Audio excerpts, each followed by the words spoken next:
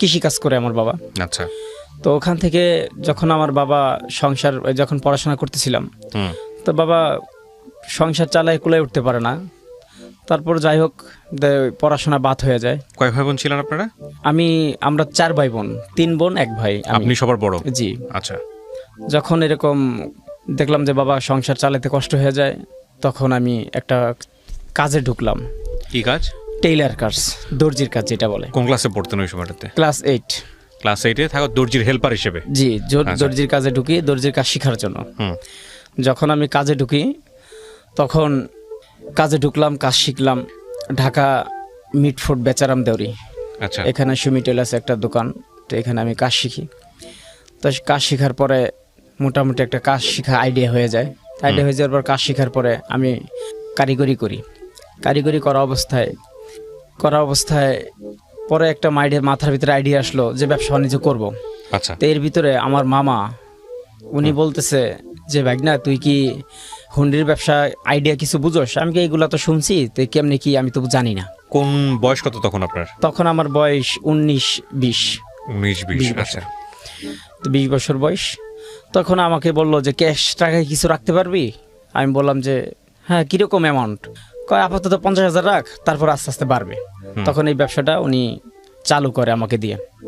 যখন চালু করে তখন আমি রানিং অবস্থায় ছিলাম, কাজকাম অনেক সময়। আপনাকে চালু করে মানে আমার বিস্তারিত জানতে হবে ব্যবসাটা কিভাবে হয়, কারণ আপনি নিজেও তো জানতেন না বিজনেসটা কি। না, আমাকে বলছে ফোনে যে এরকম বিষয়, বিদেশ থেকে টাকা আসবে, এই টাকাগুলো বিভিন্ন জায়গা থেকে আসবে, ঠিকানা সহ তোমার মোবাইলের মাধ্যমে আসবে, তুমি যে যাই দিয়ে আসবা, টাকাগুলো দিয়ে আসবা। মোবাইলের মাধ্যমে কিভাবে আসবে?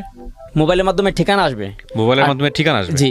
আচ্ছা। মোবাইলের মাধ্যমে ঠিকানা আসবে আর টাকাটা আসবে ব্যাংকের মাধ্যমে বা কারোর মাধ্যমে আসবে। আচ্ছা। এই টাকাটা ওনার থেকে নিতে হবে। যেমন এই বনানি আমি অনেক জায়গা থেকে অনেক সময় টাকা নিচ্ছি, 5-7-10 লক্ষ টাকা পর্যন্ত নিছি।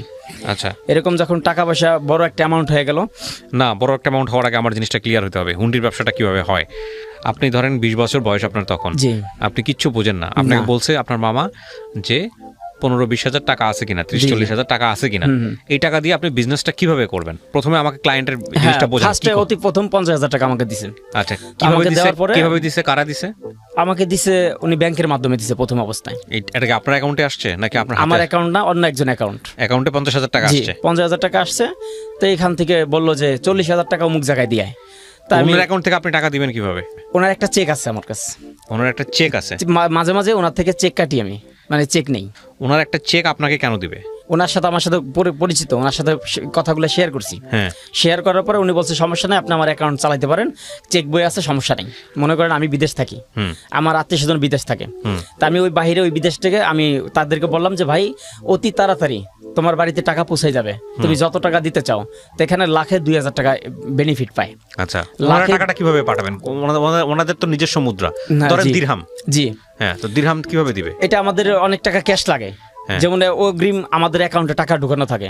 তখন এই ব্যবসাটা ওইখান থেকে চালু করে যে আপনি 2 লাখ টাকা দিবেন, ঠিক আছে দিতে পারবেন, সমস্যা নাই, আপনার আগামীকালকে টাকা বাড়িতে পৌঁছে যাবে। টাকাটা দিয়ে আসলে আপনার লাভটা কিভাবে হবে?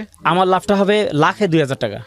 বিষয়টা হচ্ছে এরকম, আমি যদি বুঝি তাহলে হলো সৌদি আরবে ধরেন আপনার কোনো এক আত্মীয় আছে, সে কি করবে, সে একটা ওইরকম লোকাল এজেন্টের কাছে যাবে, বা লোকাল এজেন্ট তো না আসলে, এরকম যারা হুন্ডির ব্যবসা করে তাদের কাছে যাবে, গিয়া বলবে যে আমি 1 লাখ টাকা দেশে পাঠাবো, এই এখনই পাঠাবো, এখন তোমাকে দিতে হবে 1,02,000 টাকা। এটা ওই টাকার ওই দেশের টাকা অনুসারে, তাই না? অনেক সময় বেশিও নেওয়া হয়, যদি বেশি আর্জেন্ট হয়, হ্যাঁ এরকম বেশিও নেওয়া হয়। এখন ওই এলাকার যে ইয়েটা, মানে ওই এজেন্ট হলো আপনাকে ফোন দিবে, বলবে যে অমুকের বাড়িতে যাও, গিয়ে 1 লাখ টাকা দিয়ে আসো। আর আপনার এই 1,02,000 টাকা সেটা উনি ওখান থেকে রেখে দিবে। এবার আপনার কাছে টাকাটা কিভাবে আসবে? ওই টাকাটা যখন ওনার কাছে বড় একটা অ্যামাউন্ট হবে, যেমন 5 লাখ 7 লাখ 10 লাখ টাকা হইলো, উনি একসাথে অ্যাকাউন্টে পাঠাইলো। আবার এই টাকাটা, হ্যাঁ এই টাকাটা প্রতিদিন আসে এবং প্রতিদিনই ডেলিভারি হয়। আচ্ছা, তারপরে আপনার অ্যাকাউন্টে টাকা সে দিয়ে দেয়। এটাই হলো হুন্ডি ব্যবসা। আচ্ছা, তো তারপরে কি হলো? হুন্ডি ব্যবসা আপনি করতেছিলেন? হ্যাঁ, হুন্ডি ব্যবসাটা করতেছিলাম, তো মোটামুটি ভালোই করতেছিলাম। তখন হুন্ডা বাইক চালাইয়া আমার এই পাটা নষ্ট হয়ে যায়। তো নষ্ট হয়ে যাওয়ার পর মানে পাটা হয়ে যায়, পাটা মস্কায়া যায়, যেগুলো পঙ্গু মেডিকেলে, ঢাকা মেডিকেলে অনেক দৌড়ি করে পাটা ঠিক করলাম। তা ঠিক করার কিছুদিন আগে আমি একটা রেডিমেড একটা গার্মেন্টস পাই, যেটা পুরো মাল সামানা সহ এটা কিনা যাবে।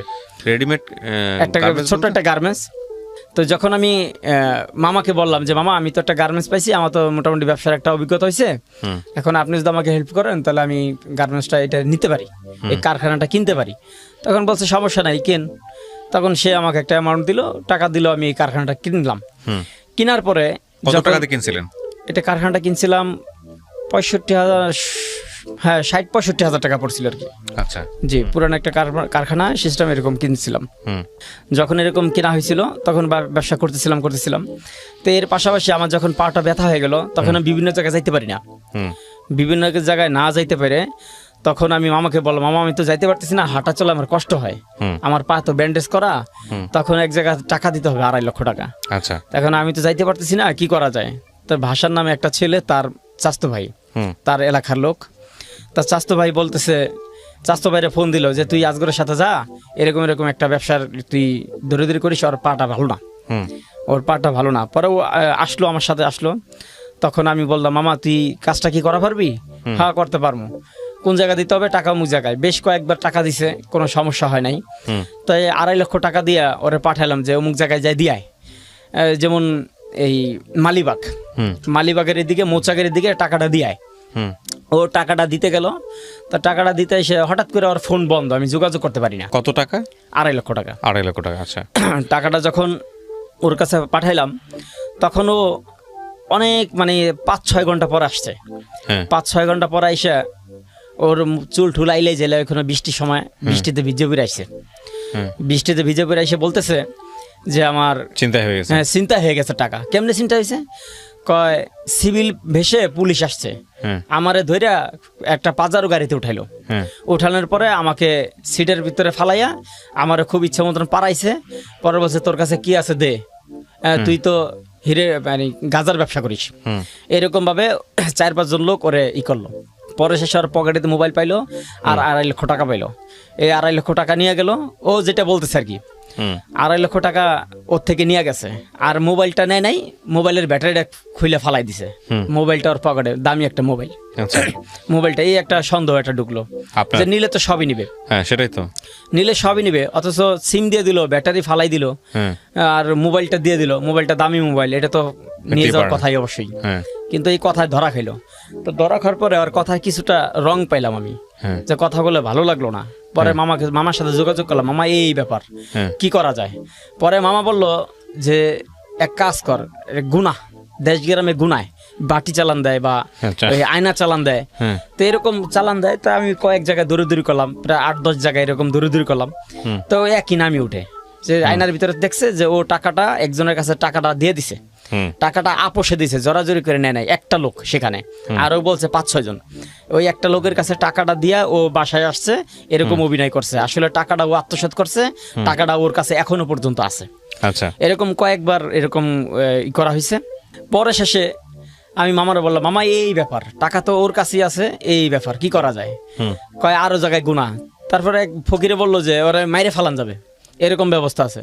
পরে মামারে বললাম, মামা এই ব্যাপার, কয় বোম্বাই মরিচ চালান দে, বোম্বাই মরিচ আগুনে পুরাইলে আর ভিতরে জ্বালা পুরা শুরু হবে, এরকম ফকিরের কেরামতি।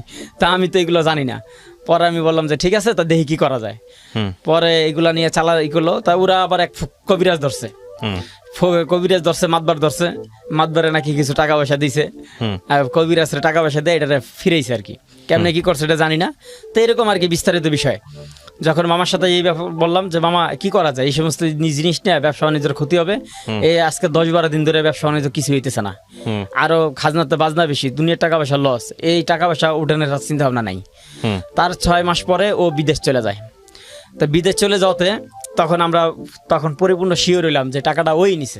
হ্যাঁ, বিদেশ চলে গেল, ওই মালয়েশিয়া চলে গেল, মালয়েশিয়া না দুবাই যখন চলে গেল, তখন মামারে বললাম যে মামা এর আগে একটা ঘটনা, তখন আমি এই অ্যাক্সিডেন্টটা করি, বড় অ্যাক্সিডেন্টটা।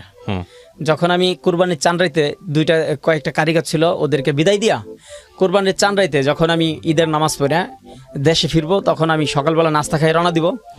তো নাস্তা খাই রওনা দিব, ওই সময় আমার শরীরটা ক্লান্ত লাগতেছিল। তো ভাবলাম যে একটু ঘুমাই, একটু রেস্ট নেই, জোহরে নামাজ পড়ে যাব। তো জোহরের আজান দিল, ওই সময় জোহরের নামাজ পড়ে রওনা দিলাম। সবসময় স্পিড বোর্ডে যাতায়াত করি আমি, মাওয়া থেকে আমাদের দেশে এখানে স্পিড বোর্ডে যাতায়াত করি। তখন স্পিড বোর্ডে উঠলাম না, দেখলাম চন্দ্রপাড়ার একটা ট্রলার আছে, চন্দ্রপাড়া টলা যাত্রী আছে অনেক।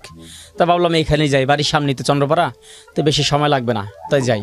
তো চন্দ্রপাড়ার ঘাটে যাওয়ার 10-15 মিনিট আগে আম্মা বারবার ফোন দিতেছে, বাবা একটু সাবধান আয়, বাবা একটু সাবধান আয়। আচ্ছা আমার টেনশন নিও না, আমি কি একবার ছোট নাকি, এখন তো সব কিছু বুঝি, টেনশন নিও না, আমি আসতেছি। যখন এরকম ভাবে বলতেছি, আম্মাকে সান্ত্বনা দিতেছি, আম্মা বলতেছে বাবা আমি তো ঘরে থাকতে পারতেছি না, আমার পরে নস্তির ঘরে, তুই একটু দেখে শুনে আসতে সাবধান আসিস। আমি এই যে চন্দ্রপাড়া ঘাটে চলে আসি, বাড়িতে আসলে 15-20 মিনিট সময় লাগবে, এতটুকু সময়। যখন মা তারপরও গাড়িতে উঠছি, বেবিতে যখন উঠছি তখন আম্মা ফোন দিছে, যে 8-10 বার ফোন দিয়ে ফেলাইছে, বলতে যে বাবা একটু সাবধান আয়, আমি তো পরাণ খুব অস্থির করতেছে, তুই একটু সাবধান আয়। তো যখন এরকম ভাবে উঠলাম, গাড়িতে যখন উঠলাম, তার গাড়িটা 3-4 মিনিট পরেই বিকট একটা অ্যাক্সিডেন্ট হলো, একবারে সামনাসামনি গাড়ি লাগাই দিল। আমি যেই সাইডে বসছি ওই সাইডে লাগাই দিল। তো গাড়িটা লাগাই দেওয়ার পাশে 12-14 জন যাত্রী ছিল, তা একজন যাত্রী মারা গেল, সাথের এক যাত্রী মারা গেল। আর আমার এই পাটা, প্লাস্টিক সার্জারি পাটা, এই পাটা এখান থেকে কাইটে ফেলাই দেওয়া হয়, কোনো রকম একটু ঝুলে থাকে, পায়ের রক-ঠক সব কিছু নষ্ট হয়ে যায়। সদরপুর মেডিকেলে নেওয়া হয়, সদরপুর মেডিকেল ডাক্তার দেখেই ভয় পেয়ে গেছে, পরে বলছে না এই মেডিকেল রাখা যাবে না। পরে ফরিদপুর মেডিকেল নিছে। ফরিদপুর মেডিকেলে যখন নিছে তখন আমার সাথে একটা লোক গেছিল, আমার এক চাচা, দূর সম্পর্কে চাচা এলাকার। তো ওনার সাথে আমার সাথে খুব রাগ, খুব ঝগড়া। যখন উনি আমার সাথে ফরিদপুর পর্যন্ত গেছে, খুব ঝগড়া। তো আমার রক্তের পজিটিভ, এ পজিটিভ, তো এই রক্তের গ্রুপ কোথাও পায় না। তো না পাওয়াতে সে কোথাও পায় না, পরে বললো যে আমার রক্তটা চেক করে দেখি। তখন ওর রক্তের গ্রুপ এ পজিটিভ। পরে ও 1 প্যাকেট রক্ত দেয়, রক্ত দেওয়াতে এই রক্তটা নিয়ে আমি ঢাকা মেডিকেলে আসি। যখন ঢাকা মেডিকেল, পঙ্গু মেডিকেলের সামনে আসতে শুধু দেখছি এখানে পঙ্গু মেডিকেল লেখা। এই দেখার পরে কয়েকজন আত্মীয় স্বজন দেখলাম, তারপরে আমার জ্ঞান নাই। তারপরে 24 ঘন্টার পর আমার জ্ঞান আসছে। পরে দেখলাম, তাকায় দেখলাম যে আমার পায়ের সব জায়গার ভিতরে রড ঢুকানো, সব জায়গার ভিতরে রড ঢুকানো। পরে শেষে রড ঢুকানো দেখলাম। পরে আমার আব্বা আম্মা সবাই কান্নাকাটি করতেছে। আব্বা ফোন দিয়ে বলতেছে যে বাবা তুই কোনো চিন্তা করিস না, প্রয়োজনে আমার জায়গা সয় সম্পত্তি যাই আছে এগুলা বিক্রি করে হইলেও তোকে সুস্থ করার চেষ্টা করবো, তুই কোনো চিন্তা করিস না। আর যদি সবকিছু খোয়ানোর পরও যদি তোর জীবন বাঁচাইতে যদি পারি, তাও আমি জীবনটা ধন্য মনে করবো, দরকার তোর না বিক্রি করে খাম। এরকম ভাবে আব্বা বলছে এই কথাটা আজও পর্যন্ত আমার মনের ভিতরে আঘাত পায় যে বাবা এরকম ভাবে কথাগুলো বলছে। তো যখন এরকম ভাবে যখন ডাক্তারে বললো, বিভিন্ন ডাক্তার, রগের ডাক্তার, বিভিন্ন মেডিকেলে দৌড়দৌড়ি করা হলো পাটা কীভাবে রাখা যায়। তো দৌড়দৌড়ি করার পরে ডাক্তারে বললো, বডি করলো যে এর পা রাখা যাবে না। তখন আম্মা বলল, আব্বা তো দেশে আছে, আব্বা ফোনে বলতেছে আমাকে, এরকম কথা বলতেছে। আম্মা তো কান্নাকাটি করে, আমি একমাত্র ছেলে সন্তান, 3টা বোন, তার একটা বড় ধরনের একটা আশা ভরসা ছিল। এর আগে আমি যখন পাসপোর্টটা বানাই, তখন এই পাসপোর্টটা খুব আর্জেন্ট বানাই, আবার নতুন করে একটা পাসপোর্ট বানাই, ওই পাসপোর্টের ডেটটা শেষ হয়ে যায়, নতুন করে একটা পাসপোর্ট বানাই। তখন এই আমার বিদেশে দেওয়ার কথা ছিল, সৌদি আরব। তো এই পাসপোর্টটা আমি মেডিকেলে বসে পাই, তবে ড্রেসিং করতেছে, আমার জান বাঁচতেছে না। ডাক্তারে কিছু দিয়ে আমার শান্তি মতো ড্রেসিং করুক, তখন ভালো মেডিসিন দিয়ে আস্তে আস্তে এটা ড্রেসিং করে। আর যদি টাকা পয়সা না দেওয়া হয়, খুব টর্চিং ভাবে ড্রেসিং করে, খুব কষ্ট দিয়ে ড্রেসিং করে, খুব খারাপ লাগে, আর চিল্লাহুল্লা করি, অনেক কষ্ট লাগে। যখন এরকম ভাবে চলতেছিল, তো এক ডাক্তারের সাথে এরকম ভাবে বলতেছি যে আপনারা চাকরি করেন, মানুষের একটু দয়া মেহরবানি করেন, এত কঠিনভাবে কষ্ট দিয়ে মানুষকে করেন। তো ওই ডাক্তারটা আমার সাথে খুব রাগান্বিত হয়ে গেল। উনি রাগান্বিত হইয়া ওনার ব্যাগের থেকে একটা সুই বের করলো, আমার যে প্রস্রাবের রাস্তা দিয়ে একটা পাইপ আছে, এই পাইপের ভিতরে ওই সুইটা পুশ করে দেওয়া। তো আমার ব্রেনটা খুব আঘাত খাইলো, যে ঘটনা কি। ওনার সাথে ঝগড়া করার সাথে সাথে উনি ব্যাগের থেকে একটা ইঞ্জেকশন বাইর করে আমার প্রস্রাবের রাস্তার এদিকে দিয়ে দিল। এটার কারণ কি, পাইপের ভিতরে দিছে, জানি ওইটা আমার শরীরে স্পষ্ট করে, জানি আমার লাইফটা যেন নষ্ট হয়ে যায়, এরকম একটা চিন্তা ভাবনা। আমি এটা বুঝতে পারলাম আর কি, না রাগ হইয়া উনি সুই কেন বাইর করবে। তো এইরকম ভাবে এক ডাক্তারে ডাক দিলাম সাথে সাথে, যে ভাই শিগগির আমার এই প্রস্রাবের রাস্তায় যে পাইপটা আছে, এই পাইপটা শিগগিরে খুলে ফেলান, এখনই খুলে ফেলান। তো উনি সাথে সাথে পাইপটা খুলে ফেলাইলো। খুলে ফেলানোর পরে উনি কিছুক্ষণ পর আসছে, আইসে বলতেছে যে আপনি পাইপ কেন খুলছেন। আমি কেন ভাই, আমার কাছে বিরক্ত লাগতেছে, এই জন্য পাইপ খুলছি, আপনার সমস্যা কি। পরে উনি আর কোনো কথা বলে নাই, উনি দাঁত কিমড়ায় চলে গেল। তো এরকম ভাবে ওইখান থেকে চলে আসলাম। চলে আসলে বাড়িতে আসলাম। তো বাড়িতে আসার সময় তার আগে আমার মা পাগল হয়ে যায়। মার সাথে নাকি জিনও আছে, এরকম অনেক কবিরাজ বলছে ওনার সাথে জিন আছে। তো যখন এই কোনো একটা দুর্ঘটনা ঘটার আগে আমার মা এরকম অগ্রিম জানতে পারে, মানে উনি শরীরে মানে কিরকম জানি হয়ে যায় মাঝে মাঝে, তো উনি জানতে পারে। আর বেশ কিছু স্বপ্ন দেখে, স্বপ্নগুলো বাস্তব হয়ে যায়। যখন মা এরকম দেখে, একবার ঘরের বাইরে হয়ে গেছিল, এরকম পাগল হয়েছিল। যখন আমি বাড়িতে প্রবেশ করলাম, প্রবেশ করার সাথে সাথে আমার শরীরটা কেমন যেন একটা ভার হয়ে গেল। সবাইকে আমি চিনতে পারলাম, বুঝতে পারলাম। কোনো ব্যক্তি যদি খারাপ নিয়তে আসে, তা আমি এটা আমি বলতে পারতাম যে উনার ভিতরে খারাপ কোনো উদ্দেশ্য আছে। আর যদি কেউ ভালো কোনো উদ্দেশ্য নিয়ে কেউ আসে, তখন আমি সেটাও বলতে পারতাম। তখন আমি মারে বললাম যে মা, এই ব্যাপার, আমি তো এরকম কোনো সময় হয় নাই, কিন্তু এরকম হইতেছে কেন? একটা ব্যক্তি আসছে আমার বাড়িতে, উনি খারাপ একটা উদ্দেশ্য নিয়ে আসছে যে আমার এই পাটা, দেশগ্রামে তো অনেক ফকির কবিরাজ আছে যে কাটাছেরা এগুলো দেখলে ওরা বান মারে, কাটাছেরা দেখলে এরকম বান মারে। তো আমি দেখলাম, আমি বললাম যে মা, এই যে লোকটা আসছে তো আমাদের রক্তের সম্পর্ক, যে আসলে তো উনি তো খারাপ একটা উদ্দেশ্য নিয়ে আসছে, আমি তোমার কাছে বলতাছি। কয় বাবা, এই কথা বলিস না, এই কথা বললে সমস্যা আছে, আল্লাহরে ডাক, আল্লাহরে ডাক। তো এরকম আমি বলতেছে। তো কয়েকজন লোক আসছে, তো খারাপ উদ্দেশ্যে আসছে, সমস্ত অনেক বাড়িতে আসছে, হাজার হাজার মানুষ আসছে আমাকে দেখার জন্য, যে আমি এক বাপের সন্তান, আমাদের বংশটা অনেক বড় বংশ। তো বিভিন্ন আত্মীয় স্বজন বিভিন্ন জায়গা থেকে আসছে, আইসে দেখে গেছে আমাকে। সবাই ভালো নিয়ত আসছে, কয়েকজন লোক খারাপ নিয়ত আসছিল, আশপাশের লোক। তো এরকমভাবে আসছে। আম্মাকে বললাম যে এরকম বেশ কিছুদিন যাওয়ার পরে তখন আমার এই পাটা, যখন 1 সপ্তাহ অতিক্রম করার পরেই আমার এই পাটা পচন ধরে গেল। আচ্ছা, পাটা যখন পচন ধরে গেল, তখন আটটুসি একটা মেডিকেল আছে, ওই মেডিকেলে গেলাম। মেডিকেলে যায় এটা ড্রেসিং করলো, দেখলো ভিতরে পচন ধরে গেছে, অনেক পুইজ বাইরে হইতেছে। পরে ডাক্তারে টিপে তার বিভিন্ন ওষুধ দিতেছে, অ্যান্টিবায়োটিক ওষুধ দিতেছে। তো আমি এরকমভাবে সুস্থ হইলাম। সুস্থ হতে ওই আমার যে মামা, উনি বেশ কিছু টাকা পাঠাইছে চিকিৎসার জন্য, 1 লক্ষ টাকা পাঠাইছে চিকিৎসার জন্য। তো এই টাকাটা এই চিকিৎসায় আমার ব্যয় হয়। আচ্ছা, ব্যয় হয়। পরে ঢাকা আসি, এই রেডিমেড ব্যবসাটা আমি বন্ধ রাখি প্রায় 6 মাস। আচ্ছা, 6 মাস পর্যন্ত বন্ধ রেখে পরে আমি বললাম, আমি শুধু কান্নাকাটি করি, মাকে বলি, মা, আমি জীবনটা কী করবো, আমার এই জীবনটা কিভাবে চলবে? আমি বাপের একমাত্র সন্তান, বিদেশে যাওয়ার চিন্তা ভাবনা করলাম, মেডিকেলে বসে পাসপোর্ট পেলাম। এই অবস্থাতে আমি বিদেশে যেতে পারবো না। আমি তখন হাঁটতে চলতে পারি না, 2টা কিরেস নিয়ে হাঁটতে হয়। তখন এই প্লাস্টিক সার্জারি পা লাগাইনি, 6-7 মাস পরে পা লাগাইছি। তখন আমি মামাকে বললাম, মামা, আমার জীবনটা এইভাবেই কি শেষ হয়ে গেল? কয়, রাখ, তুই চিন্তা করিস না, আল্লাহ ভরসা, আল্লাহ যা করে বান্দার মঙ্গলের জন্যই করে, তুই চিন্তা করিস না, 5 ওয়াক্ত নামাজ পড়, আল্লাহ ভরসা। যখন ঢাকা আসলাম, কারখানাটা খুললাম, 6 মাসের ভাড়া বাইজে গেছে। তো বাড়িওয়ালার সাথে আলোচনা করলাম যে কেমনি কি করবো বুঝতে পারতেছি না, আমার জন্য দোয়া করেন। তখন বললো যে তুমি ভাড়া আস্তে আস্তে দিও, তুমি কারখানাটা আস্তে আস্তে চালু করো। যখন এই কারখানাটা চালু করি, তো এই দুইজন করে কারিগর বাড়াই। সর্বপ্রথম মেশিন ছিল 4টা মেশিন কারখানার ভিতরে। আস্তে আস্তে যখন কারখানা মোটামুটি ভালোই চলতেছিল, তখন একে একে 17টা মেশিন হইলো। বড় একটা মোটামুটি কিসের কাজ হতো এই মেশিনে? এটা হতো ইন্ডিয়ান মাজাক্কালি ডিজাইন।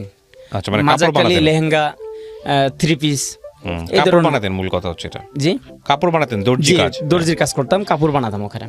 তো যখন এরকম কাজ চলতেছিল মোটামুটি ভালোই, তখন আমি পাশাপাশি কিছু মাল বানাইতাম, পাশাপাশি পার্টির কাজ করতাম, নিজেও কিছু কাজ করতাম, কিছু মাল বানাইতাম। তো মোটামুটি ভালোই চলতেছিল। 2টা লট মাল ভালো চলে না, একবারে মার্কেট আউট, মানে মার্কেটে চলেই না। আচ্ছা, 2টা লট মাল বানায় মোটামুটি কিছু টাকা আটকে গেল, আর ব্যবসা বাণিজ্য ভালো চলতেছিল না। কয়েকটা পার্টির কাজ করতাম, এর মধ্যে 2টা পার্টি খুব মানে রেট দেওয়ার কথা একরকম, চান্দাইতে এসে হিসেব করছে আর এক রকম। তা আমি তো প্রথম হিসাব করে কারিগরের রেট হিসাব দিয়ে দিছি। হিসাব দেওয়ার পরে দেখতাম যে কারিগরকে দেওয়ার পরে বছর শেষে যে হিসাবটা করতো, তাই কিছু টাকা কম দিত আমাকে। যেমন 1 পিস মালে যদি 10 টাকা কম দেয়, যদি 10,000 পিস মাল হয়, তো এখানে 1 লক্ষ টাকার উপরে। তা আমার যেমন একটা হিসাব, যে আমি পরে দেখতাম যে আমি যেই পরিশ্রম করি, এই পরিশ্রমটা আসলে থাকে না। ওই ব্যবসাটার ক্ষেত্রে যখন আমার দুলাভাই আগের কথা, কথা অনেক পিছনে পড়ে গেল।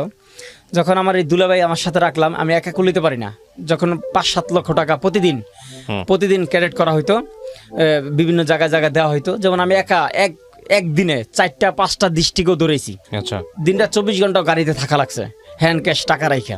যখন এরকম ভাবে চলতেছিলাম, তখন আমি একা খুলতে পারি না। তখন আমি মামারে বললাম, মামা আমি তো একা এত টাকা আসলে ডেলিভারি দিতে পারি না, আমার সাথে আর একজন লোক হইলে ভালো হয়। পরে আমার বললো, তো বাবুল ডানমু। আমি কে মামা, বাবুল তো আমার দুলাভাই, বোন বিয়ে দিছি ঠিক আছে, কিন্তু টাকা পয়সার বিষয়ে আমার আস্থা নাই, আমার ওরকম বিশ্বাস নাই। তো টাকা পয়সার হিসেব কিতাব এটা বড় একটা অ্যামাউন্ট, তো মানুষ পোল্ট্রি দিতে বেশি দিন সময় লাগে না, তা আপনি যা কিছু করেন চিন্তা ভাবনা করে দেখেন। কয় না দেখ। পরে আর প্রথমে 10,000 টাকা বেতন দিল, খানা থাকা খরচা সবকিছু আমাদের। 10,000 টাকা বেতন দিল, সে এরকম তার একটা অ্যাকাউন্ট খোলা হইলো, তার অ্যাকাউন্টে সমস্ত টাকা পয়সা আসে। আচ্ছা, তো এরকম ভাবে বেশ কিছুদিন চলতেছিল। তো চলতে চলতে আমার বড় বোন অসুস্থ হয়। তো অসুস্থ হতে আমার মারে বলতেছে যে, মা আমি তো শরীর খুব ক্লান্ত লাগে, আমার শরীরের ভিতরে কেমন জানি খেজুরের পাড়া কাটা দিয়ে পাড়ায়, আমার কাছে মনে হয় এরকম। মারে ফোনে বলতেছে, তখন মা বলতেছে, মা তুই চিন্তা করিস না, আমি আসতেছি আগামীকালকে। তো মা আগামীকালকে আসতে পারে নাই, তো একদিন লেট করে গেছে, একদিন লেট করে যাবে। আর এর ভিতরে সংবাদ পাইছে যে আমার বোন মারা গেছে। হ্যাঁ, আমার বোন মারা গেছে। তখন আমার ওই দিনকে আমার দুলাভাই আমারে বলতেছে যে, আজগর তোমার বোন তো আর নাই। তো আমার বাড়ি থেকে ফোন দিছে, আমার দাদা ফোন দিছে যে, আজগরে রুমি তো আর নাই, আমার বড় বোনের নাম রুমি, তো রুমি তো আর নাই। আমি কই, তো ওই সময় আমি সুস্থ, আমি ভালো, ওই সময় হুন্ডির ব্যবসা করি। তো আমি এরকম ভাবে চলতেছিল। যখন বোন নাই, কি ব্যাপার, কি সমস্যা, কি এরকম তো কোনো কিছু হয় নাই, শুনছি শুধু ওই অসুস্থ, এও শুনছি মা যাবে। তো ওর কি হয়েছে? তখন মা বললো যে ওর বিছনের ভিতরে একটা তাবিজ পাইছে, এটা কিসের তাবিজ সেটা জানে না। পরে মা বললো যে, ঠিক আছে আমি আসবো না, তুই চিন্তা করিস না, ওটা রাখ। তো ওর শরীরের ভিতরে খুব জ্বালাতন শুরু হয়েছে। তো শয়তানে ঢুকাই পড়া ওই শুনছি গলায় ফাঁস লাগছে, ওই এমন শরীরে এমন যন্ত্রণা শুরু হয়েছে, শরীরের ভিতরে গলার ভিতরে ফাঁস লাগছে। তখন আমার দুলাভাইয়ের অ্যাকাউন্টের ভিতরে আসিল 8,20,932 টাকা ছিল। তো 3 লক্ষ টাকা ডেলিভারি দেওয়া হয়েছে। 3 লক্ষ টাকা ডেলিভারি দেওয়ার পরেই বড় বোনের মৃত্যুর সংবাদ আমরা পাইলাম। তখন বড় বোন যখন মারা যায়, তখন ওই সময় ওর অ্যাকাউন্টে টাকা পয়সা ডেলিভারি দেওয়ার পরে 5,20,932 টাকা ওর অ্যাকাউন্টে ছিল। ওই সময় দুলাভাই বলতেছে যে, আজগর তুমি গাবতলি অমুক জায়গায় থাকো, তুমি অমুক জায়গায় থাকো, আমি তোমার নিয়ে যাবো না। আচ্ছা ঠিক আছে, আমি আসি এইখানে, আমি আধা ঘন্টার ভিতরে চলে আসবো। আপনার কতক্ষণ লাগবে? আমার মিনিমাম 40 থেকে 50 মিনিট সময় লাগবে, প্রায় 1 ঘন্টার মতো সময় লাগবে, তুমি এখানে থাকো। উনি ডাইরেক্ট গাড়ি রিজার্ভ করছে, আমার সাথে করে নিয়ে যাবে। তো গাড়ি যখন রিজার্ভ করছে, আমি তার আগেই তো চলে আইছি, গাবতলি এসে বলছি, আমি গাবতলি ঠিক মেন রোডে মাঝখানে যে বিট আছে, বিটগুলা, এই বিটের উপরে আমি দাঁড়ানো আছি, সমস্যা নাই, গাড়ি যত ভিড় থাকুক, আমি আপনাকে না দেখলেও আপনি আমাকে দেখতে পারবেন, আমি আপনার আগে এসে দাঁড়া দিছি। এই কথা বলার পরে সে বলছে, আচ্ছা ঠিক আছে দাঁড়াও। এই কথা বলার পরে উনি বিভিন্ন জায়গা থেকে ওনার ফোন আসছে। পরে শেষে উনি হঠাৎ করে ফোন রিসিভ করে না। 1 ঘন্টা, 1.5 ঘন্টা, 2 ঘন্টা হয়ে গেল, উনি ফোন রিসিভ করে না। ফোন রিসিভ না করার কাছে যখন এক পর্যায়ে সে আমার ফোনই রিসিভই করে না, রিসিভ না করাতে তখন আমি চিন্তা ভাবনা করলাম যে উনি আমার সাথে শেষ সময় আমার সাথে এরকম একটা ঘটনা ঘটাইলো। আমার বোনটা মারা গেছে, তার স্ত্রী, আমার থেকে তার দরদ বেশি, এবং আমার বোন, আমার তো দরদ কম না। আমি তার আগে এসে দাঁড়াই রইলাম, আমাদের সমস্ত টাকা পয়সা তার কাছে, আমাদের টাকা পয়সা নিয়ে গাড়ি রিজার্ভ করলো, অথচ আমাকে নেওয়ার কথা আমাকে নিল না। এটার রহস্যটাকে আমি বুঝলাম না। তো তখন আমি এরকম ভাবে রাত বাইজে গেছে 9টা 10টা গাবতলি ওই সময়। তখন আমি চিন্তা ভাবনা করলাম, আমি ঠিক আছে আমি অন্য বাস দিয়ে যাই। যখন দৌলদিয়া ঘাট দিয়ে আমি বাস দিয়ে গেলাম, তো বাস দিয়ে যাওয়াতে আমার যাইতে অনেক লেট হয়, সকাল 7টা 8টা বেজে যায় যাইতে।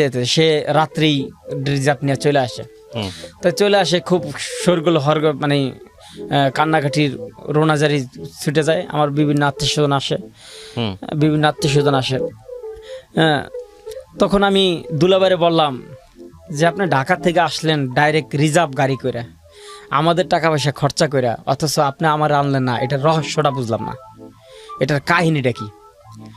তখন সে আর কোনো জবাব দেয় না, সে আর কোনো কথা বলে না, তার মুখ চুপ কালা। আমি বেশ কিছু কথা বললাম তাকে ওই সময়, যে আপনি এই সমস্ত বাটফারি করার উদ্দেশ্যটা কি? আপনি আমার সাথে এরকম কাহিনী কেন করলেন? এত রাত্রের ভিতরে আমি কত কষ্ট করে আমি আসছি, আপনি জানেন আমি কত কষ্ট করে আইছি? আমি 4টা-5টা গাড়ি চেঞ্জ করেছি, সারা রাত আমি ঘুমাইতে পারিনি, আপনি আমার এই কষ্টটা কেন দিলেন? তখন সে আর কথা জবাব দিতে পারে না। পরে এখন মামা বলতেছে ওর কাছে এতগুলো টাকা পয়সা, এখন কি করা যাবে? ঢাকা থেকে ডাক্তার যাওয়ার কথা, চেক করবে যে আসলে ওকে কি মার্ডার করা হয়েছে নাকি নিজ ইচ্ছায় মানে মারা গেছে, নাকি এমনি কি হয়েছে, কোনো ক্ষতি হয়েছে, এটা পোস্টমর্টম করবে। পরে আমরা চিন্তা ভাবনা করলাম, পোস্টমর্টম করলে চোখ ঠোক অনেক কিছু রেখে দেয়, মাথার ঘিলু রেখে দেয়, কিডনি রেখে দেয়, এগুলো আমরা সহ্য করতে পারব না। যা হয়েছে আল্লাহর মাল, আল্লাহ নিয়ে গেছে, এগুলো নিয়ে আর কোনো কিছু করার দরকার নাই, এগুলোই পাবো না, তাকে আপোষেই আসি, লাশ দাফন হয়ে যাক, টাকা পয়সা আমরা আস্তে আস্তে নেই। এই টাকা 5,20,932 টাকা, এই 5 লক্ষ টাকা দিছে আমাদেরকে 4 মাস ঘুরে। টাকাও একসাথে চেক কাইটে টাকাটা দিতে পারতো। ওদের ভিতরে ভয় যে আমরা কোনো কিছু যদি করি, এই জন্য ওদের ভিতরে ভয়। এই টাকাটা পরে আস্তে আস্তে আমাদেরকে টাকা পয়সা দেয়, অল্প অল্প করে, একসাথে টাকাটা দেয় না। আচ্ছা, টাকাটা না দেওয়া নেই, তখন আমার ভিতরে একটা ক্ষোভ হয়ে গেল। আমার ভিতরে তো এমনি জিত, যে আমার সাথে এরকম একটা বাটফারি করছে। পরে বোন তো মারাই গেল, তো আমাদের তো সংসারে এরকমভাবে একটা অশান্তি, একটার পর একটা। তার 3 মাস পরে একটা আমাদের বড় পালের সবচেয়ে বড় গাই গরুটা মারা যায়। আচ্ছা, 3 মাস পরে একটার একটা ক্ষতি হইতেছে। তার 3 মাস পরে আমি করলাম এই বড় ধরনের অ্যাক্সিডেন্টটা। তো অ্যাক্সিডেন্ট করার পরে তখন এই ব্যবসাটা আমি তো করতে পারি না। না করার পরে আমি মামারে বললাম যে মামা, আপনি তো 2 লাখ টাকার একটা দিছেন, 2 লাখ টাকার একটা দিছে, ঠিকানা দিছে, যে 2 লাখ টাকা অমুক জায়গায় দিয়ে। তখন আমি মামারে বললাম, মামা আপনি কি ভুলে গেছেন আমার একটা পা নাই, আমি গাড়ি ঘোড়ার ভিতর দিয়া টাকা পয়সা নিয়ে কিভাবে যাব? আমার পক্ষে সম্ভব হবে না। কয় মামা আমি তো বুঝতে পারি নাই, আসলে ভুলে গেছি, তুমি টাকাটা কষ্ট করে দিয়ে আসো, এরপর আর টাকা পয়সা ওটা নিবো না, আর টাকা পয়সা আর পাঠাবো না। পরে এই পর্যন্ত শেষ হয়ে গেল। বেশ কিছুদিন বন্ধ রাখার পরে এই বাবুলের সাথে মামা মাঝে মাঝে যোগাযোগ করে, বাবুলি মামার সাথে ফোনে যোগাযোগ করে। যোগাযোগ করার পরে মামা বললো যে ঠিক আছে, ব্যবসাটা বাবুলের দিয়ে চালু করি। আমি কই মামা, বোন যখন ছিল তখনই আমি তার বিশ্বাস করিনি, আমার ভিতরে একটা সন্দেহ কাজ করছিল। আমি আপনার আপন বাইক না, এত টাকা পয়সা, কোটি টাকার উপরে লেনদেন হয়েছে, অথচ 500 টাকাও এলোমেলো কখনো হয় নাই, হিসাব থেকে একটু এদিক সেদিক হয় নাই কখনো। নিজের মনের চাহিদা মতন কোনো কিছু একটা মার্কেট করি নেই, মনের চাহিদা মতন কোনো একটা টাকা পয়সা আমি বেহুদা খরচা করি নেই, বন্ধু বান্ধব নিয়ে বাজে কোনো আড্ডা করি নেই, আমি আগে থেকে কোনো আড্ডা ফাড্ডা করি না। তো এখন আপনি এই যে টাকা পয়সার লেনদেন, আপন ভাইরে দে ভাই বিশ্বাস নাই, আপন বাইরে দে ভাই বিশ্বাস নাই। এই যে ভাষানটা দিয়া আপনি যে লেনদেন করলেন, এই ভাষান কিন্তু দেখেন টাকা পয়সা আত্মসাৎ করলো, সেই ভাষান বিদেশ চলে গেল। এখন আপনি বিশ্বাস কারে করবেন? কয় সমস্যা নাই, এখন ওর ভিতরে তো একটা বুঝাইছে, অল্প অল্প টাকা পয়সা দিয়ে দেখুন কি অবস্থা হয়। আচ্ছা, তো অল্প অল্প টাকা পয়সা তারপরে 5-7 লাখ টাকা আসতো, রেগুলার কন্টিনিউ আসতো। তো এরকম 2.5 লক্ষ টাকা রায়ের বাগ যখন 2.5 লক্ষ টাকা দিতে গেল, আমার একটা পরিচিত কাস্টমার, প্রত্যেক সপ্তাহে ওদেরকে 2-4-5 লক্ষ টাকা দিতে হইতো। অনেক টাকা আসতো সৌদি আরব থেকে, নিজস্ব ব্যবসা ছিল, বড় ব্যবসা। তো ওখান থেকে প্রত্যেক সপ্তাহে 5-7 লক্ষ টাকা ওদের বাড়িতে আমার নিজে যায় দিয়ে আসতে হইতো। যখন বাড়ি ঘর সবকিছু চিনা হলো, সপ্তাহে টাকা পয়সা যা দিয়ে আসতাম। ওই বাড়িতে উনি 2.5 লক্ষ টাকা দিতে গেছে। টাকাটা দিতে গেছে, তো উনি বললো যে এই টাকাটা আমার থেকে 2 ডাকাত, 2 ছিনতাইকারীর পিস্তল ঠেকায় নিয়ে গেছে। ওকে, তারপর 2.5 লক্ষ টাকা যখন মামা এই দুলাভাই থেকে নিয়ে যায়, সে বলতেছে এরকম 2.5 লক্ষ টাকা আমার থেকে নিয়ে যায়, এরকম ভাবে আমাকে পিস্তল ঠেকায় নিয়ে যায়। ব্যাংকে থেকে যখন টাকা উঠেছি, তখন তারা আমার পিছে পিছে ফলো করছে। যখন আমি এক সাইডে আসছি, এক সাইড দিয়ে হাইটে আসতেছি, তখন আমাকে তারা হ্যান্ডকাপ করছে, আমাকে অ্যাটাক করছে, পিস্তল ঠেকে আমার থেকে 2.5 লক্ষ টাকা নিয়ে যায়। যখন 2.5 লক্ষ টাকা নিয়ে যায়, তখন মামা বলল যে হইতে পারে। পরে এই ব্যবসাটা টোটালি বন্ধ হয়ে যায়। তখন বললে যে না, এই ব্যবসা আর করা যাবে না, যাই হয়েছে আর করার দরকার নাই। তার 2-1 মাস পরে তখন আমি খবর পেলাম তার বাড়িতে উনি নিজে একটা হুন্ডা কিনে, বাসায় টিভি ফ্রিজ সব কিছু কিনে। আচ্ছা উনি এত টাকা পয়সা কই পাইলো এই অল্প দিনে? পরে মামারে বললাম যে মামা আপনি দুনিয়ার ভিতরে কারে বিশ্বাস করবেন? এই সমস্ত লেনদেন, এই সমস্ত টাকা পয়সা, হ্যান্ড ক্যাশ টাকা পয়সা, দুনিয়ায় কাউকে আজকাল কাউকে দিয়ে বিশ্বাস নাই। আপনি টাকা পয়সা আপনি কাউকে দিয়ে ইয়া করেন না, কাউকে আপনি দিয়ে বিশ্বাস করেন না। পরে বললো যে ঠিক আছে আর কি করা, আর ব্যবসা বাণিজ্য করার দরকার নাই, আমি এদিকে অন্য কিছু যা পারি করি। উনি সৌদি আরব একটা গাড়ি কিনছে, গাড়ি একটা টিপ মারে, আর অন্য কিছু কাজবাজ করে। একটা ছোট্ট একটা দোকান ছিল, এই দোকানে ব্যবসা বাণিজ্য করতে উনি এক জায়গায় টাকা 3 লক্ষ টাকা দিছে, এই ব্রাহ্মণবাড়িয়া। এই 3 লক্ষ টাকা সে দিবে করে ব্যবসার খাতিরে এই টাকা পয়সা দেয় না। সেখানে 2-3 বার গেলাম, সে অনেক টাকা পয়সা মাইর খাইয়া একজনের 10 লক্ষ টাকা দিছে ব্যবসার জন্য, সেই 10 লক্ষ টাকা নিয়েও সে চলে গেছে দোকানপাট ব্যবসা বাণিজ্য সব কিছু ফালাই দিয়ে। যে এরকমভাবে সে বিভিন্ন টাকা পয়সা মায়ের ঠেরে খাইয়া, সেই মামা একসময় অনেক টাকা পয়সা আলা ছিল, এখন সে মোটামুটি কিছুই নাই। মোটামুটি দেশ গ্রামে এখন বিকাশ লোটমোট দিয়ে মোটামুটিভাবে তার সংসার জীবনযাপন চলতেছে। আর আমি এখন ছোটো মোটো একটা ব্যবসা বাণিজ্য চলতেছি, এভাবে জীবনযাপন চলতেছে। তারপর এই ব্যবসার খাতিরে যখন আমি এই ব্যবসা বাণিজ্য করতেছিলাম, তো পাশাপাশি আমার একটা টেইলার্স ছিল, নিউ জননী লেডিস অ্যান্ড জেন্টস টেইলার্স। যখন এই টেইলার্সটা ছিল তখন একটা কাস্টমার হিসেবে একটা মেয়ে আসলো। তখন এই মেয়েটাকে আমাকে ভালো লাগলো। যখন মেয়েটার সাথে সম্পর্ক হয়ে গেল, তো এই মেয়েটা দেখলো আমার ব্যবসা বাণিজ্য সব কিছু আছে, যদিও আমার একটা পা নাই, প্লাস্টিক সার্জারি লাগায় চলি, তো একটা পা নাই, তারপরে সে সব কিছু মাইনে নিল। ব্যবসা বাণিজ্য করতেছিলাম, সুখী ছিলাম, মোটামুটি ভালোই ছিলাম। যখন ব্যবসা বাণিজ্য এরকম করতেছিলাম, তো 2-3 বছর ভালোই চলতেছিল। তো আমার একটা মেয়ে বাচ্চা হলো, মেয়েটা নর্মালি হয়েছে ঢাকা মেডিকেলে। যখন এই মেয়েটা আমার কোলে আসলো, তখন আমার কোলটা খুব শীতল হয়ে গেল, ঠান্ডা হয়ে গেল। তখন আমি বললাম যে জান্নাত আমার কোলে আসছে। তখন আমি মেয়ের নাম রাখলাম জান্নাতুল ফেরদৌস, মেয়ের নাম রাখলাম। তো জীবনযাপন করতেছিলাম, ভালোই চলতেছিল। তো বাচ্চাটা হওয়ার বছরখানিক পরে সে কীরকম যেন একটু আমার সাথে একটু রাব ব্যবহার করে, একটু উল্টাপাল্টা ব্যবহার করে। পরে আমি বললাম যে দেখো, আমি তো একসময় বদ্দিনের উপরে চলছিলাম, তখন দিনের বুঝ পাইনি। এখন আমি তবলিগে সময় লাগাই, নিজে কিছু বুঝতে পারি, নিজে কিছু দিনের উপরে চলার চেষ্টা করতেছি। তুমি পরিপূর্ণ পর্দায় থাকো, পর্দার উপরে থাকলে দুনিয়া আখেরাতে সফল কামিয়াব হইতে পারবা। তো তাকে যখন এরকম বুঝালাম, নিজেও মাসরত জামাতে নিতাম, তো আমার ঘরেও মাসরত জামাত আসতো। তো এরকমভাবে যখন আমি এরকম দিনের পথে চলতেছিলাম, তখন সে এক পর্যায়ে তা আমার সাথে রাব ব্যবহার করতো, বিয়াদবি করতো, যে আমি এরকম পর্দায় থাকতে পারবো না, এই বন্দি কারাগারে আমি থাকতে পারি না, আমি খোলামেলা জায়গায় থাকতে হবে, মানে পর্দায় থাকতে পারবো না, সে বেপর্দায় চলবে।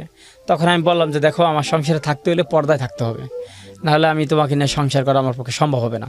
পরে বলছে হ্যাঁ, আমারও সম্ভব হবে না এইভাবে চলাফেরা। তখন আমি বললাম যে দেখো, দুনিয়াটা মধুর মতো মনে করো না, দুনিয়া ক্ষণস্থায়ী, আখিরাত চিরস্থায়ী। এই দুনিয়া থেকে দুনিয়াটা কোনো না কোনোভাবে খতম হয়ে যাবে, সুখেই থাকে দুঃখেই থাকে, মেডিকেলে সই হোক আর আরামাইশের বিছানায় হোক, এই জিন্দিগিতে কোনো না কোনোভাবে পার হয়েই যাবে। এই সময়টা পার হয়েই যাবে, তুমি দিনের পথে আসো, দিনের পথে থাকো। সে এরকমভাবে আমার সাথে খুব রাব ব্যবহার করতো। পরে আমি বললাম এক পর্যায়ে, তুমি কি আমার সাথে সংসার করবো না? তখন আমি কোরআন তিলাওয়াত করতেছিলাম, তখন সে কোরআনের উপরে ঠাস করে হাত দিয়ে বললো যে আমি তোমার সংসার করব না, আমি চলে যাব। তখন আমার পরিপূর্ণ একিন হয়ে গেল, যে ব্যক্তি কোরআন ছুঁয়ে কসম খাইতে পারে, সে তো আসলে আমার সংসার করবে না। কোরআন ছুঁয়ে কসম, আপনি যেহেতু ধর্মকর্ম করেন, জি, আপনি আমাকে বলেন এটুকু, যে কোরআন ছুঁয়ে কসম খাওয়ার নিয়ম আছে আমাদের ধর্মে? নাই, উনি ঠাস করে কোরআন ধরে ফেলছেন। না, কিন্তু সেটা ফেলেছে, কিন্তু উনি তো ভুল করেছেন। উনি ভুল করেছেন, কেন করছেন? আমি আপনাকে কয়েকটা কোশ্চেন করি, শোনেন। একটা যেটা হচ্ছে যে সংসার জীবনে কি হয়েছিল সেটা অন্য হিসাব। আপনি তাকে যেভাবে চালাতে চেয়েছেন, আপনার মনোমালিন্য হয়েছে, সংসার টিকে নাই। টিকে না। আচ্ছা, ওনার ঘরে বাচ্চা কাচ্চা ছিল? জি, একটা মেয়ে। মেয়েটা কি আপনার সঙ্গে আছেন? ওর সঙ্গে? ওর সঙ্গে আছে। ওই নিয়ে গেছেন নাকি আপনি জোর করে পাঠিয়ে দিয়েছেন? ও নিয়ে গেছে, আমি তো আমার মেয়ের জোর করে পরবর্তীতে, রাইট, আপনি এই জান্নাতের কথা আপনি বলতেছিলেন। আচ্ছা, তো এই পরবর্তীতে কি আপনি বিয়ে শাদী আর করেছেন? হ্যাঁ, বিয়ে শাদী করছি। এখন আপনি সুখে আছেন বিয়ে শাদী করে? হ্যাঁ, মোটামুটি আছি, ভালো, আলহামদুলিল্লাহ, ফাইন। যেটা কাছে এটা নিয়ে কথা বলা দরকার নেই। কিন্তু আপনি এই যে গল্পটা আজকে, আপনার গল্পের মধ্যে আমি শুনছিলাম শুধুমাত্র আপনার আজকে একটা পা নাই, আপনি খুব খুঁড়িয়ে কষ্ট করে আমার স্টুডিওতে আসছেন, কেন বললেন এই গল্পটা? বলটা ওই যে হুন্ডির যে ব্যবসাটা, যেমন যেই লোকটা আমাদেরকে টাকা দেয় প্রদীপ নামে, ওনার থেকে গাবতলী ক্যাডার বাহিনী 35 লক্ষ টাকা নিয়ে যায়। যে বলার উদ্দেশ্য হলো, আমি নিজেও 3-4 ডাকাতের হাতে পড়ি হুন্ডির ব্যবসাতে। একবার 5 লক্ষ টাকা নিয়ে গেছিলাম, তখন আমি বুঝে ফেলছি যে এরা প্রতারণার দল। আচ্ছা, আমার থেকে টাকাটা যে কোনো ভাবে নিয়ে যেতে পারে। আচ্ছা, যে কোনোভাবে নিয়ে যেতে পারে, তখন আমি অন্যভাবে একটা গাড়ি উঠার সাথে সাথে 1 মিনিট পরে ওই গাড়িটা আমি আবার চেঞ্জ করি, ওই গাড়িটা আবার চেঞ্জ করি, মানে 3-4টা গাড়ি চেঞ্জ করি, জানি ওরা আমাকে ফলো না করতে পারে এবং আমি যেন আড়ালে হয়ে যেতে পারি। যখন এক চিপের ভিতরে দিয়া দৌড়ে অন্য গাড়ি দিয়ে রিক্সাতে চলে আসলাম, তখন আমি এই প্রতারণা থেকে বাঁচতে পারলাম। যখন যেই ব্যক্তি আমাকে টাকা দিল, তার নাম আমি বলতেছি না, ওনার থেকে টাকা আনতে গেলাম প্রায় 5 লক্ষ টাকা। এই 5 লক্ষ টাকা আনতে গেলাম, তখন বিটকেসের টাকাগুলো যখন ঢুকাইলাম, তখন উনি আমাকে কাকে যেন ফোন দিয়ে বলল যে এরকম এরকম হাতে বিটকেস আছে। যে এই কথাটা বলার সাথে সাথে আমি মাথায় কেস করলো যে ঘটনা কি, উনি এই কথা বলার সাথে আমার হাতে তো বিটকেস, তো উনি বললো বিটকেস আছে, নিশ্চয়ই ওনার সাথে কোনো প্রতারণার দল আছে, নিশ্চয়ই কোনো ক্যাডার বাহিনী আছে। উনি টাকা দিল, উনি আবার এরকম ভাবে ঠিকানা দিতেছে, পরিচয় দিতেছে, আমি বুঝলাম না বিষয়টা। তখন এরকম ভাবে বুঝতে পাইরা আস্তে আস্তে সাথে সাথে আমি একটা গাড়িতে উঠার পরে আরেকটা গাড়িতে উঠলাম, এরকম ভাবে হইলাম, আমি বাসায় চলে আসলাম। তো বাসায় চলে আসলাম, এরপরে আবার 5 লক্ষ টাকা অ্যাকাউন্টে আসছে। 5 লক্ষ টাকা উঠাইয়া ব্যাংকের থেকে উঠাইয়া মামার সাথে সাথে ফোন দিছে যে টাকা উঠাইছোস? হ্যাঁ আমি টাকা তো 5 লক্ষ টাকা উঠাইছি। কয় এত টাকা উঠাইছিস কে? আমি কে এত টাকা উঠাইছি, কয় এখন তো মুন্সিগঞ্জ যাইতে হবে 50,000 টাকা দেওয়ার জন্য, 50,000 টাকা দেওয়ার জন্য মুন্সিগঞ্জ যাইতে হবে। আমি তো টাকা তো এত টাকা আমার কাছে আছে, কি করা যাবে এখন? তো যদি বাসায় এই টাকাটা যদি মতিঝিল থেকে এই টাকাটা যদি বাসায় দিতে যাই, তাহলে তো ওই বাসায় যদি দিতে যাই তাহলে তো এই মুন্সিগঞ্জ যাওয়া যাবে না, লেট হয়ে যাবে, কি করা যায়? কয় দেখি সাবধানে যাইস, যদি সম্ভব না হয় তাহলে বাদ দে, তাই এটা ক্যান্সেল করে দিই, টাকা দিতে হবে আর্জেন্ট। আমি যাক আল্লাহ ভরসা। যখন এরকম ভাবে টাকা বিটকেস আমার হাতে, 50,000 টাকা দেওয়ার জন্য গেলাম, টাকা আমার এক্সট্রা টাকা 4.5 লক্ষ টাকা। যখন দিতে গেলাম তখন হাতের ভিতরে বিটকেস ছিল। তখন কয়েকটা লোক আমাকে প্রশ্ন করলো যে ভাই আপনি কোথা থেকে আসছেন? আমি কই ভাই আমি ঢাকা থেকে আসছি, ঢাকা কলেজে পড়ি, আমার এক বন্ধু আছে, আমার এক ফ্রেন্ড আছে, ওখানে ওর সাথে দেখা করতে আসছি। পরে বললো যে ও আচ্ছা। তারপরে কয়েকটা লোক আমাকে ফলো করছে। তখন দেখলাম যে এই লোকগুলো আমাকে সন্দেহ করতেছে যে হুন্ডির ব্যবসা দেশগ্রামে অনেকেই চিনা জানে, যে ঢাকা থেকে এরকম অনেক লোক আসে, বিদেশি পার্টি অনেকের বাসায় আসে। তখন ওরা বুঝতে পেরে তখন আমি টের পেলাম। টের পাওয়াতে তখন আমি খুব চঞ্চল ছিলাম, আমি জিনিসটা বুঝতে পারছি। তো বুঝতে পারে আমি গাড়িতে ভেবিতে ছিলাম, ভেবি থেকে একটা ডাইরেক্ট সিএনজি নিয়ে চলে আসলাম। তো এরকমভাবে কয়েকটা জায়গায়, যেমন একটা ওয়ারিতে, ওই গুলিস্তানের পরে ওয়ারি, ওইখান থেকে 2.5 লক্ষ টাকা এক বাসায় দেওয়ার জন্য গেছি। বাসার থেকে টাকাটা দিয়ে শুধু নিচে আসতে আর পুলিশে ধরছে আমাকে। নিশ্চয়ই এখানে কোনো ইনফরমেশন ছিল, হ্যাঁ কোনো ইনফরমেশন ছিল, যার কারণে এত লোক যাইতেছে, কাউকে ধরতেছে না, কিন্তু আমাকে ধরতেছে।